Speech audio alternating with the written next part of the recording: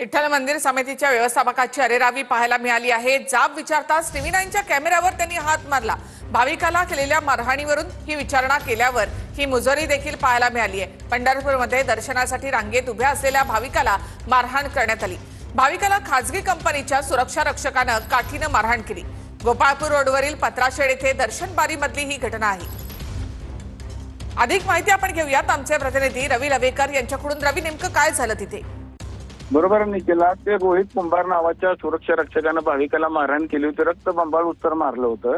त्याच्याबाबत विचारणा करण्याकरता आपण आज मंदिर समितीचे व्यवस्थापक मनोज तोत्रे यांच्याकडे गेले असता त्यांनी मी या विषयावरती बोलणार नाही, उर्मट भाषेत बोलत त्यांनी चक्क आपला मोबाईल कॅमेरा काढून घेतला होता आणि दादागिरीची भाषा वापरली। तुम्हाला काय करायचं ते करू शकता मीडिया। यापूर्वी देखील अशा 2 ते 4 घटना खरं तर मंदिर समितीमध्ये घडल्या होत्या। ह्याच बीबीजीच्या कर्मचाऱ्यांनी भाविकाला शिवीगाळ केली होती, मारहाण केली होती। आता वारंवार घटना खरं तर मंदिर प्रशासनाकडून घडल्या जातात। याबाबत कुठलीही विचारणा केली तर प्रशासनाकडून आता कुठलेही चोख उत्तर मिळत नाही, मात्र दादागिरीची भाषा या मंदिर प्रशासन समितीकडून केली जाते। निखिला, धन्यवाद रवीजी एकूणच माहितीबद्दल। तर विठ्ठल मंदिर समितीच्या व्यवस्थापकाची अरेरावी, दर्शन रांगेसाठी उभ्या असलेल्या भाविकाला या ठिकाणी मारहाण करण्यात आली होती।